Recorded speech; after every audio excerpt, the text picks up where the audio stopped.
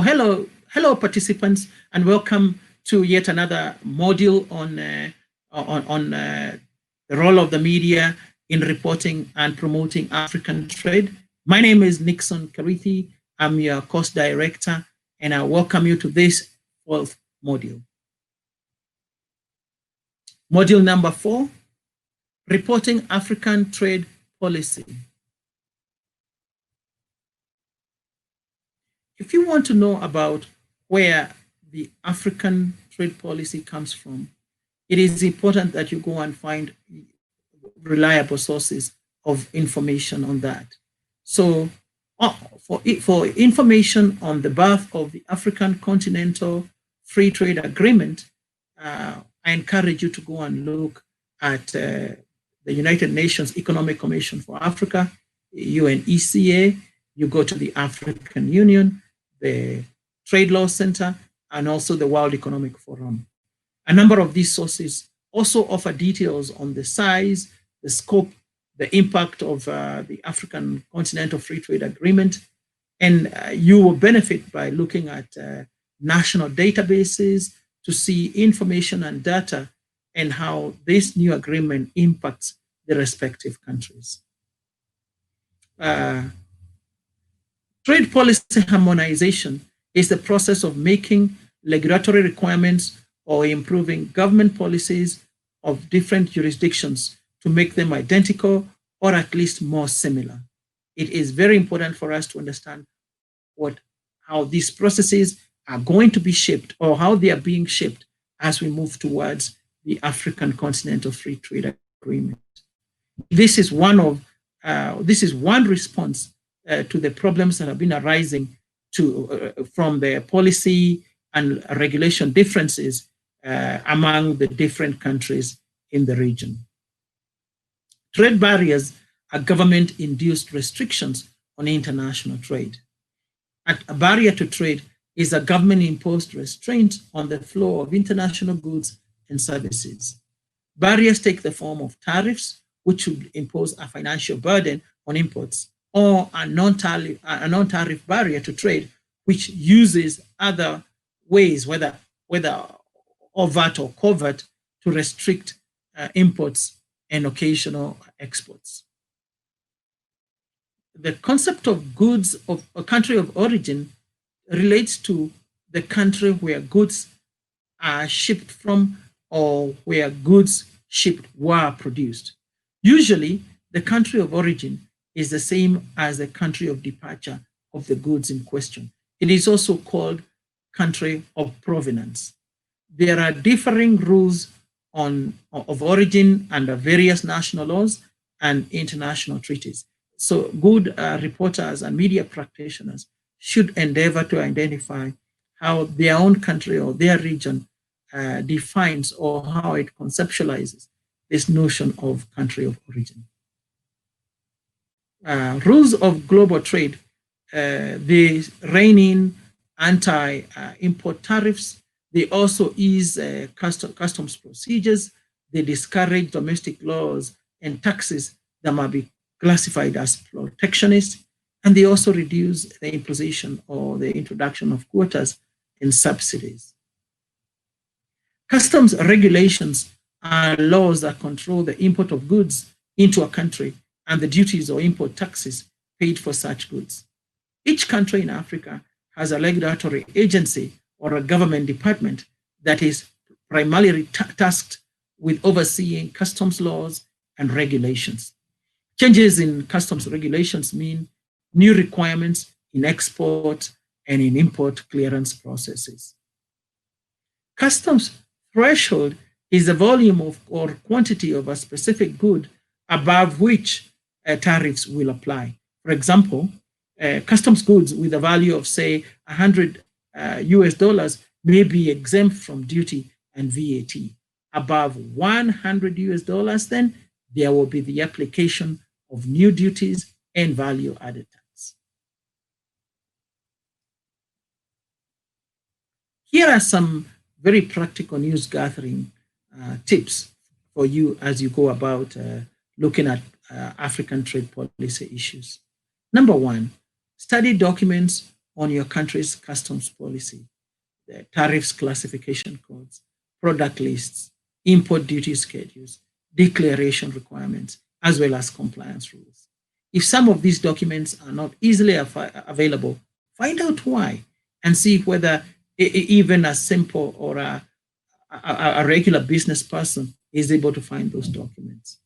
Study all the documents provided by the African Continental Free Trade Agreement that pertain to these issues of trade policy, and ensure that you understand what processes are ongoing, how your country and your region are participating, and the overall continental and how the overall continental initiative is making progress. It's very important that you remain ahead, or you remain on par with some of these processes that are going on. Regularly speak to a variety of specialists to understand and to report on how your country and your region are making progress at each of these agreements, components, or issues. It's very important that you actually show that your country and your region are maintaining pace with other African countries on this matter. Especially report on issues where your country or your region is ahead of other countries, and also where they have been facing challenges and now there's a risk of falling behind. Those will be great stories to actually report for your people. Remember, again, to use specialists wherever you discern such patterns. Establish the extent to which your country's customs rules are consistent, or on the other hand, inconsistent with those from others in your region. That will be fascinating, and ensure that you look out for recent financial statements that maybe tend to revise or adjust what is already documented. Here you might find some official announcements that maybe no import of certain goods will be allowed in spite of sometimes express provisions on custom rules. It is important that you deal with such findings sensitively to understand the root causes as well as the impact on regional trade. For example, at these times when the whole of the African continent and even the world is grappling with COVID-19 pandemic, some countries may introduce restrictions because of the circumstances that they find themselves in. Be sure to understand what is underlying these new provisions that are being introduced in customs rules and report them sensitively. We must remain sensitive, media people, at all times. Find out any recent bilateral or regional meetings relating to trade harmonization policies, and find as much information as you can, as well as any final communiques or declarations that were issued at the end of the meeting. Speak to the government officials or NGO representatives or any other specialists who attended such meetings and debrief them. Ask them questions: what were the issues discussed? What were the sticky points? What was agreed? And on of particular importance, establish issues that may have remained, even after the meeting, they remain as obstacle towards the achievement of agreements or achievement of a goal. Also establish what each country or each of the stakeholders who came in, what they presented as their main positions. You'll be very surprised to find that specific countries may have different positions or different focus from your country, and those are important issues to report. Of course, deal with the final position adopted at the meeting, analyzing the costs and the benefits of compromises that were made within the countries or by the whole region at large. Investigate major areas of disagreement or conflict in the customs and tariff policies amongst your governments in the region. Ensure you find the historical and contextual root causes of such agreements, and also the options have been offered so far as the negotiators or the officials try to find a common ground. You will be surprised that often some of the disagreements we see in how countries in our regions are negotiating or the way they relate with one another, those disagreements or differences have historical roots, and it's always important to understand where those differences come from. Look outside your region and see if some of these agreements actually exist there, either today or in the past. And not just in African regions, maybe like, what are these disagreements between East and West, in our region? Do they exist in the Southern region or in the Western region or in the Northern region? In fact, look outside of Africa, in the rest of the world, and see whether those issues also exist as differences or disagreements between them. Importantly, find out how such disagreements have been resolved in those countries or in those regions, and find how this and find out what is the impact of any resolution that has been taken for the overall trade relations going forward. So, in actual fact, you will understand that these disagreements or disputes existed elsewhere. This is how they were resolved, and this is how such a resolution has helped foster better trade relations in that region. And then you can point your own country to such a resolution. Investigate how countries in your region could work together in developing and implementing trade harmonization policies. And in fact, ask these questions. What key questions should your officials in your country be looking at when they look at trade harmonization? What role do you think your own media organization plays in assisting the region in promoting trade harmonization? How important is trade and regional integration for your country and for your region? And in what ways do you think trade can promote peace in your region and in Africa as a whole? In fact, you should ask this question: how can customs coordination or customs harmonization promote trade in Africa and enhance the implementation of the Africa Continental Free Trade Agreement?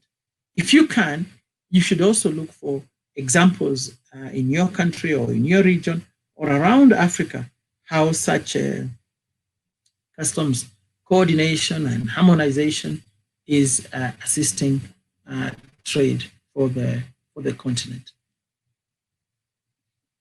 As you think about these questions, spend some time reviewing your country's customs policy. At the same time, establish a list of government and non-government organizations who are involved in these activities and roles for you. I'll give you a tip here. Contact the regional economic communities in your area and seek their input in developing an accurate and comprehensive understanding of the issues involved. So do not proceed on your own, but instead find these regional economic communities and officials within them for them to advise you on what to do. This is background work. As you increase your understanding of national and regional issues, begin to develop some story ideas that are worth exploring. Note that such ideas may not involve regional trade at all, but as you keep looking, you might find that each African country has some challenges in reducing trade deficit, for example, with China or within the European Union. When well understood by media practitioners, these challenges become a basis for excellent news reporting. Closely monitor your country and your country's regional participation in the African Continental Free Trade Agreement in as far as trade harmonization issues are concerned.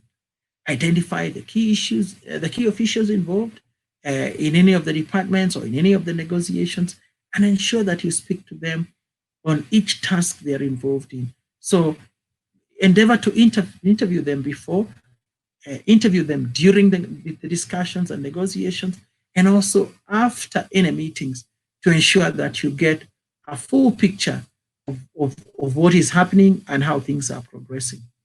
And my advice here is that you create a diary of activities of the Continental Free Trade Agreement in your country and another one for your region, and ensure that you remain up to date in how you are reporting these issues as you go forward.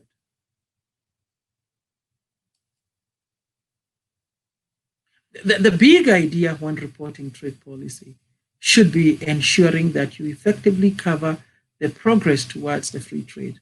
Remember, each development at national, regional, and continental level is a step towards the African Continental Free Trade Agreement. Familiarize yourself with major developments at the World Trade Organization, especially be on the lookout where such issues touch on African trade. Maintain an up-to-date list of specialists. I always emphasize on having specialists. So maintain an up-to-date list of specialists who are willing and they're able to speak on trade policy issues. Find regular data on your country and regional and your region and how it participates in something like AGOA. Make sure you understand the AGOA treaty, which is with the United States, and how your country and how your region participates in AGOA. Aside from AGOA, find other treaties and agreements that exist between your country and your region with global trading partners. For example, Japan, the European Union, the Asian countries, etc. Build a bank of online material and online portals where you can gather reliable data quickly. Once again, do not take the place of an analyst, even if you feel you understand the issues in the data.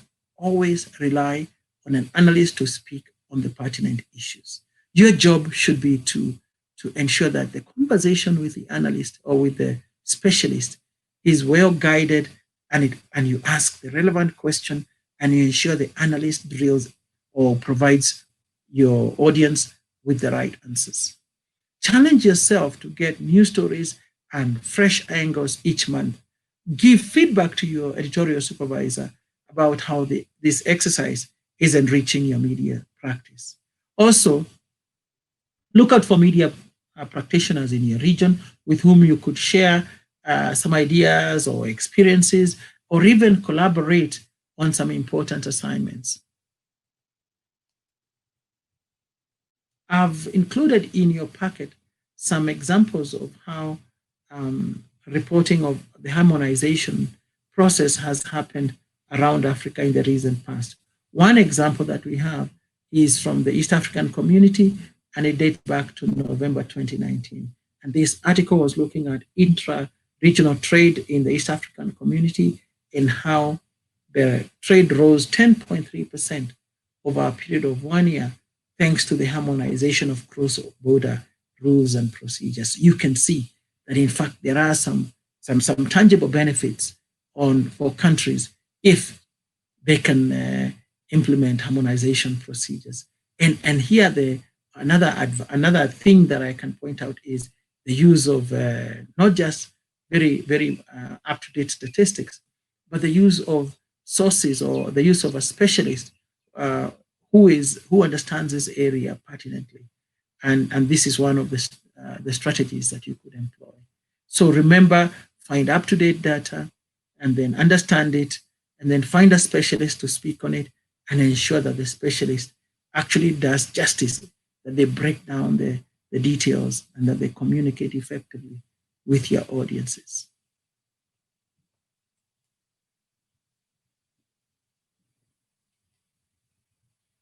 Another example on reporting trade policy issues, this is from October 2019, and it looks at how some media houses reported on the developments relating to the African Continental Free Trade Agreement. And this just looks at the trade facilitation agreement and how a number of countries got involved in bringing themselves to start the process. And so look at how the TFA, that is the Trade Facilitation Agreement, some of the details about it, how it aids trade facilitation, the key pillars under it, and that is simplification, harmonization, and transparency, and even how this writer went about to bring out some of the pertinent ways to understand the TFA. Another example from November 2019 looks at a very specific area in African trade.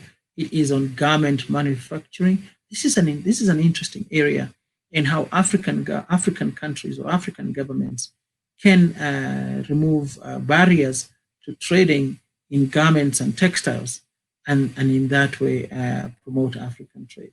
So the anchor for this story is a major exhibition that happened in Cairo, Egypt, and it was happening in November 2019. It brought together exhibitors from Egypt, Morocco, Tunisia, Algeria, Ethiopia, and South Africa, and Namibia, and Rwanda, and all these exhibitors came in, and they were looking at issues about promoting garment and textiles manufacturing in Africa. And so they looked at the story looks at the pattern of growth of players in this exhibition. It looks at the volumes of trade being done between the African countries, and it looks at what needs to be done going forward, especially in the area of harmonizing trade tariffs. Another example from October 2019, this one looks at a government official who speaks about the East African community and the trade tariffs that exist between the governments in the region. And so it looks at the tariff and non-tariff barriers and how these are still hampering growth in cross-border trade. So this is one of the ways, again, you can look for a government spokesperson, or you can look for an opportunity when there is a new report being issued or a press statement, and you can highlight what they're talking about. In this particular example, there are conversations about the trade, about how a trade forum on how the region's trade was being facilitated, which governments were involved, how much trade was being done, and what kind of taxes, including value-added tax, were being charged in those countries. It's important that you actually find these details, because you might even find differentials. So one country charges so much and another one charges so much, and it is up to you to bring out the fact that those differentials create price discrepancies, and those are some of the things that you want to avoid as Africa starts thinking about an African continental free trade agreement. Another example from October 2019. This one is an interesting one. Is from a dispute between Nigeria and Benin.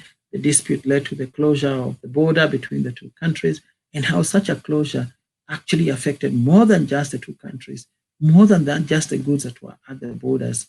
It becomes a major obstacle to trade between even the region.